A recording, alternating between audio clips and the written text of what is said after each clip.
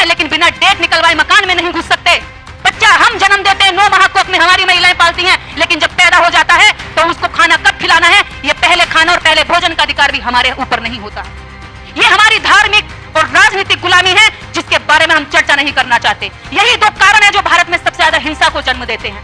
पूरी दुनिया के अंदर कहीं नहीं है एक व्यक्ति दूसरे व्यक्ति का मैला सर पे उठाए, लेकिन भारत के अंदर जातिवाद ने एक वर्ग को मैला उठाने के लिए, यानी कि टट्टी मल उठाने के लिए मजबूर किया है, और वह सर पे उठा के चलता है। और ये घटनाएं, जूते पहनने पर पीटना, मूछ रखने पर पीटना, फसल ना काटने पर पीटना, बेगारी ना करने पर पीटना, मंदिर में चढ़ने पर पीटना, ये बताता है कि आज भी भारत के अंदर जातीय हिंसा होती है। और इस हिंसा को बढ़ावा और हवा देने वाले, संरक्षण देने वाले आज हमारी वर्तमान सरकार है।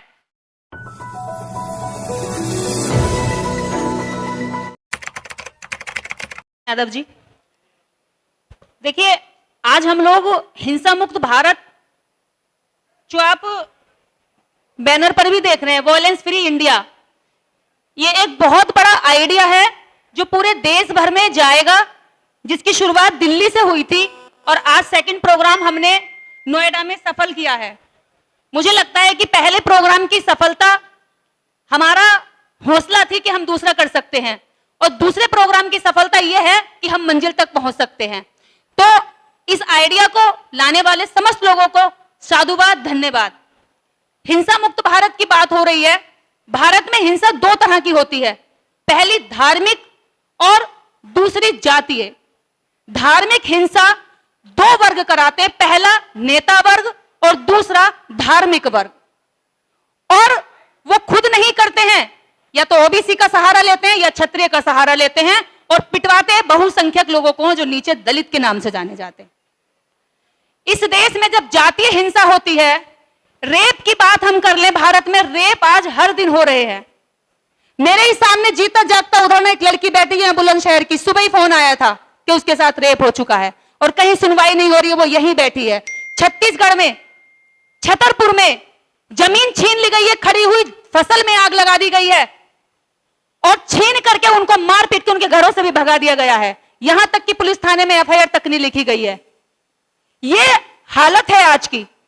बात करें अगर हम जातीय हिंसा की, तो सबसे ज्यादा इसमें रेप की घटनाएं होती हैं। रेप की घटना जो है वो अपराधी सेक्सुअल सेटिस्फैक्शन के लिए नहीं करता है।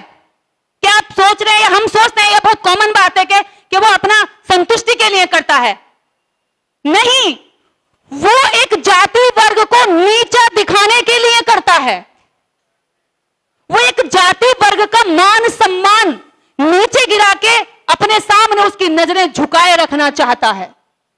इसलिए एक ही वर्ग विशेष पर हमेशा रेप की घटनाएं आपने सुनी होंगी, और ये घटनाएं जूते पहनने पर पीटना, मूछ रखने पर पीटना, फसल ना काटने पर पीटना, बेगारी ना करने पर पीटना, मंदिर में चढ़ने पर पीटना, यह बताता है कि आज भी भारत के अंदर जातीय हिंसा होती है।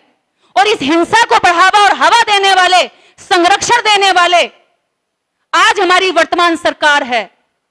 हमने इसलिए नहीं चुना था कि वो चुन चुन के हमको मारे, हमने इसलिए चुना था कि वो चुन चुन के लोगों को ढूंढे और गरीबी खत्म करे और हिंसा खत्म करे।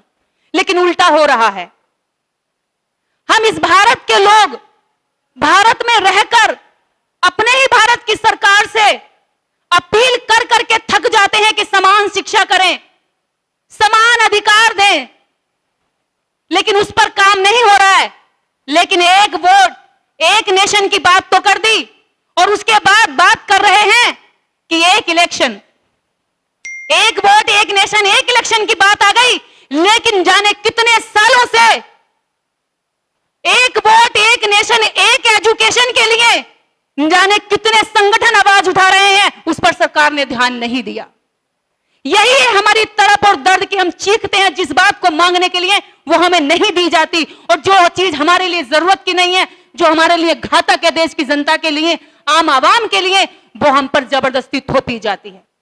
हमसे पूछे नहीं जाते कि वो कानून हमारे लिए कितने घातक हैं, लागू कर दिए जाते हैं। मेजॉरिटी में बैठे हुए उनके एमपी हमसे कभी डिस्कशन नहीं करते, बस जनता के हुए प्रतिनिधियों के सिग्नेचर को मान लेते हैं कि पूरी जनता ने ये कह दिया है कि यस हम हमारे लिए ओके है। हमारे जनप्रतिनिधि ऐसे हैं कि आज वो अपनी बात ना रख करके, हमारा दर्द ना रख करके, हमारी तकलीफों को बयां ना करके वो सिर्फ ये सोचते हैं कि हमें पार्टियों से टिकट चाहिए। जब तक हम ऐसे नेताओं को चुनते रहेंगे तब तक हमारा शोषण होता रहेगा।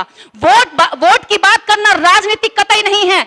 वोट की बात करना आपका भारतीय होने के साथ साथ अधिकार है। आप कहते हैं राजनीति की बात मत करो। आप सुबह उठते हैं, ब्रश करते हैं, कोलगेट खरीदते हैं, ब्रश खरीदते हैं और शाम तक जो कपड़ा लत्ता पहनते हैं, साबुन खरीदते हैं और गाड़ियों में चलते हैं। आप हर चीज पर टैक्स देते हैं। आपकी हर चीज राजनीति से जुड़ी हुई है। यह कहना कि राजनीति की बात मत करो, यह एकदम से छिछली और छोटी मानसिकता की बात है। हमारा जीवन सुबह से शाम तक राजनीति से जुड़ा हुआ है और इसके इतर हम बिल्कुल भी नहीं हट सकते। और सुबह से शाम तक हमारा जीवन धर्म से जुड़ा हुआ है। हम अपने बच्चे का नाम बिना डेट निकलवाए नहीं रख सकते। मकान हम बना लेते हैं लेकिन बिना डेट निकलवाए मकान में नहीं घुस सकते। बच्चा हम जन्म देते हैं, 9 माह कोख में हमारी महिलाएं पालती हैं, लेकिन जब पैदा हो जाता है तो उसको खाना कब खिलाना है, यह पहले खाना और पहले भोजन का अधिकार भी हमारे ऊपर नहीं होता है।